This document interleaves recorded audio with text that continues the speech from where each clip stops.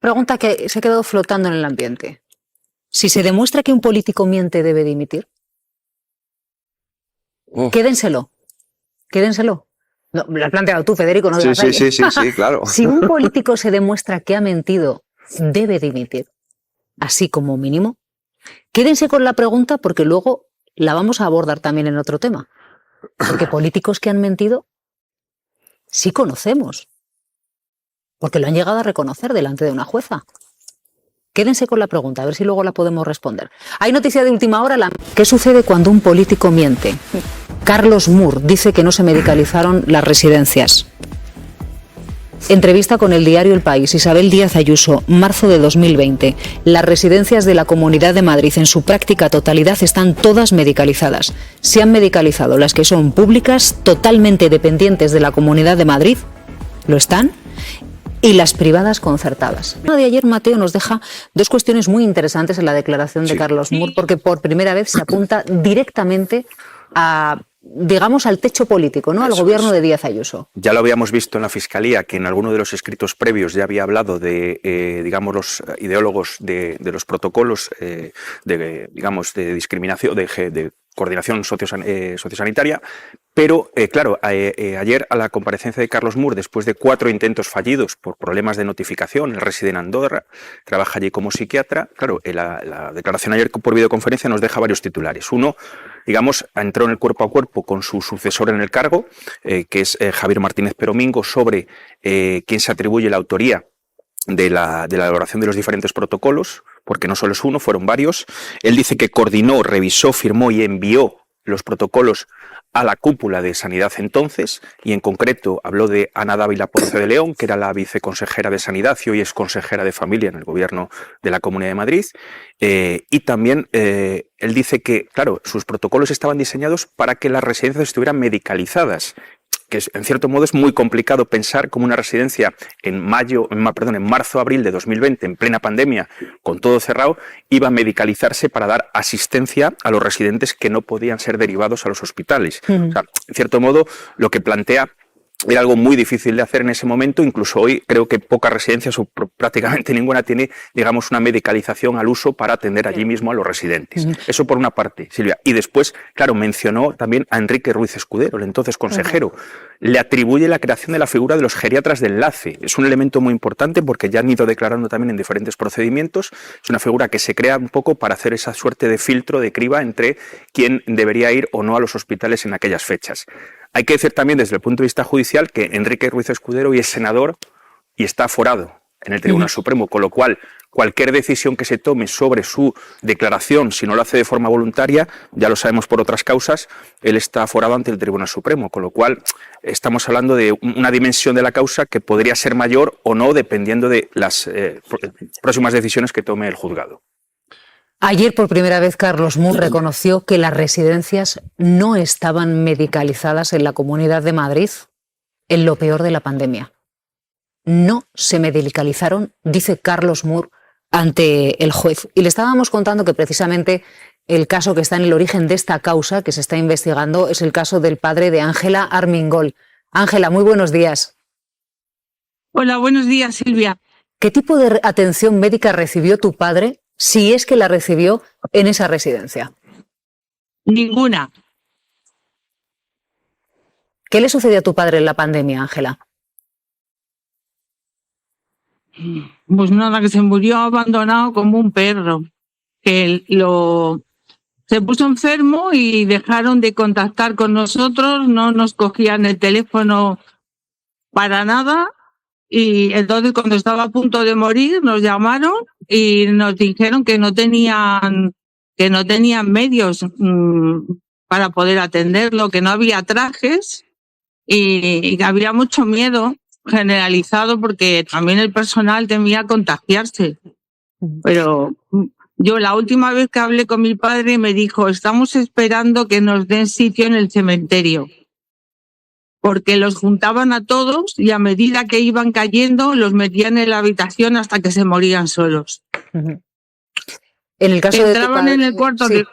Sí, sí, adelante, Ángela, disculpa. Sí, que luego entraban en el cuarto, certificaban la muerte y te llamaban por teléfono. Y eso es todo lo que hicieron. Y Cuando- ni estaban medicalizadas la residencia de mi padre ni otras.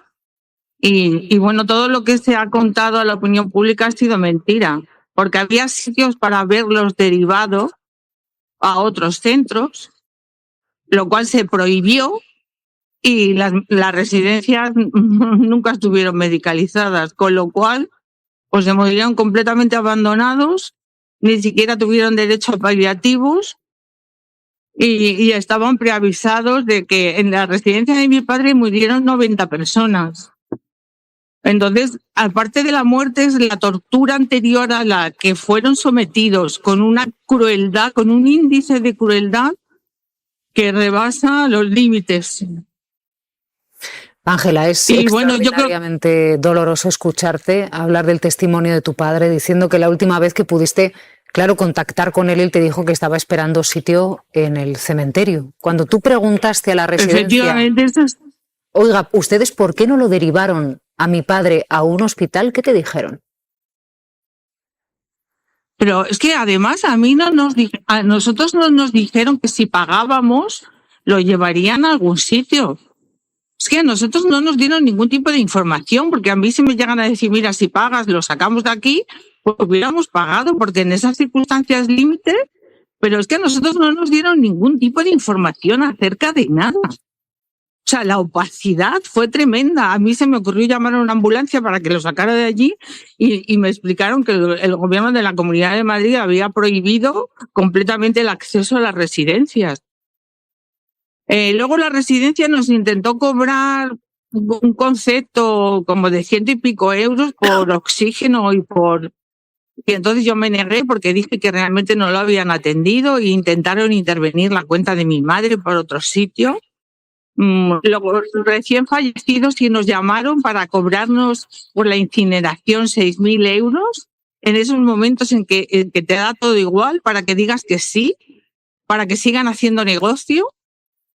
La residencia, a mí realmente el personal de la residencia Amavir de Bernardo no me gustó nunca, desde el principio hasta el final, porque la alimentación de mi padre era súper escasa, la atención, mi padre llegó con muy poca medicación y les drogaban para que no dieran mucho ruido y para que no molestaran.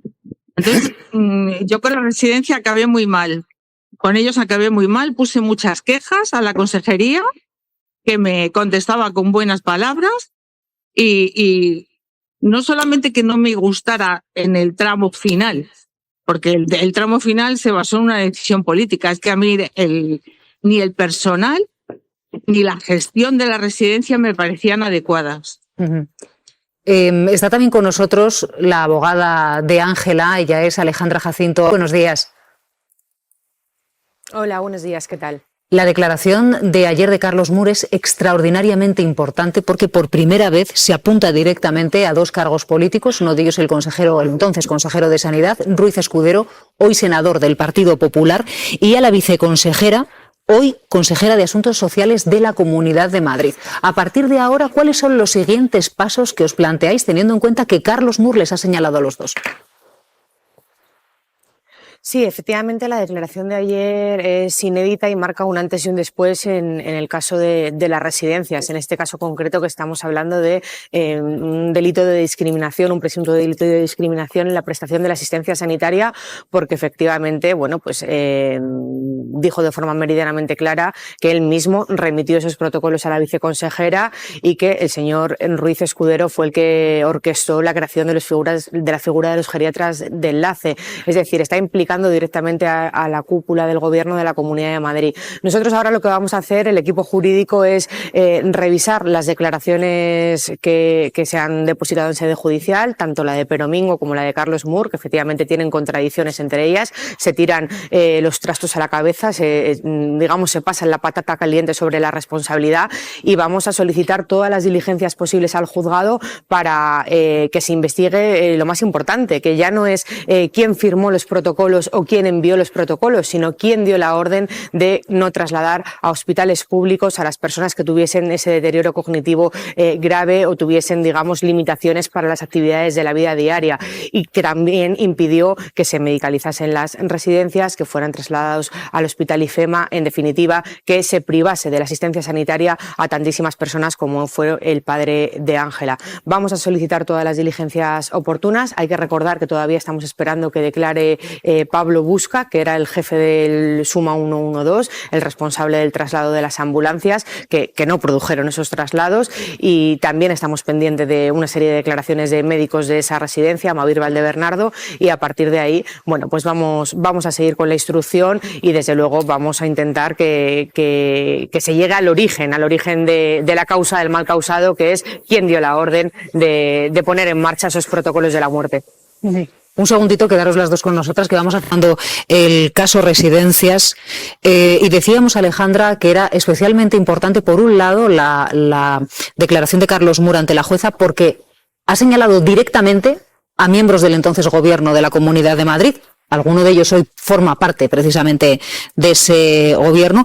Y por otro lado, porque por primera vez ha reconocido que, en contra de lo que dijo siempre la Comunidad de Madrid, las residencias no se medicalizaron. Sí, eso desde luego también es muy relevante. Él ayer manifestó de forma clara en varias ocasiones que los protocolos tenían sentido en tanto en cuanto las residencias fuesen medicalizadas, porque hay que recordar que los protocolos lo que hacían era impedir el traslado a determinados residentes en función de su deterioro cognitivo o sus limitaciones para las actividades de la vida diaria, y decían, o tenían el espíritu de decir, bueno, a esas personas mejor se las atenderá en las residencias, claro, siempre y cuando en esas residencias pues haya los medios suficientes, el personal suficiente, en fin, estén medicalizadas. Y ayer mismo reconoció que las residencias no se medicalizaron lo suficiente, fue el término que utilizó, y en concreto, hablando de esta residencia, Mavir Valdebernardo, él considera que no fue medicalizada. Por tanto, la conclusión casi nos la da él, ¿no? Él no la dijo, pero sí que la puedo decir yo. La conclusión es que si se aplicó el protocolo, es decir, esa persona no fue derivada al hospital y la residencia no fue medicalizada, lo que se produjo fue una discriminación. De la COVID y de lo que ocurrió con los protocolos de la vergüenza. Las residencias en nuestro país no están medicalizadas, no lo están. O sea, eso ni las públicas ni las privadas, que por cierto, también hay que decirlo, las públicas funcionan bastante mejor, con más personal, que las privadas. También eso es algo, aunque a veces las privadas nos parezcan más bonitas y que tienen más mármol, pero en general funcionan mucho mejor las públicas que las privadas en este país. Y conozco bien, porque me he dedicado muchos años a trabajar estos temas, mucho antes de la... Lo primero, eso es mentira. Lo segundo, sí hay un hospital de referencia para todas las residencias. En cuanto un mayor se pone malo, inmediatamente a ese hospital de referencia, que suele estar muy cerca, se le traslada para allá. Incluso en ocasiones, porque tal, ni siquiera para temas de máxima emergencia. Ante cualquier duda, a una persona mayor se le traslada a su hospital de referencia.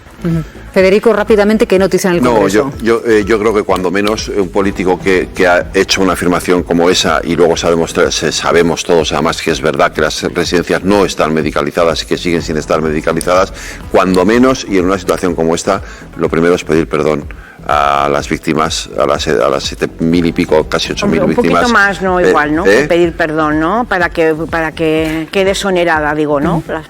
Pues luego ya hablaremos de la... Somos más.